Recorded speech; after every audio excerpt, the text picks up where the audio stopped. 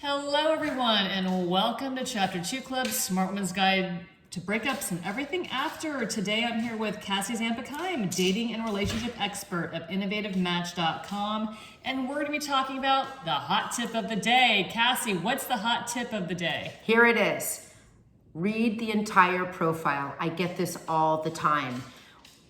People do not read the entire profile all the way from the top to the bottom, right? So you miss out on things like a conservative or a liberal. You miss out on religion. You miss out if somebody's allergic to cats, someone, that doesn't, their spirituality, whatever is important to you, everything is on that profile. And it's interesting because people ask me, well, why don't you support Bumble?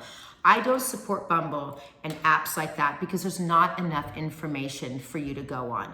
It's 4 sentences, it's very limited. What I love about the platform, let's say at Match.com, they have a lot of information on their profile for you to look at. And they should fill it out.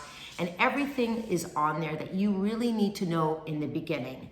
So you have to look at everything from the summary all the way down to politics, to religion, to animals, to what they say about the spirituality.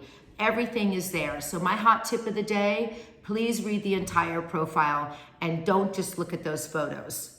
Good luck.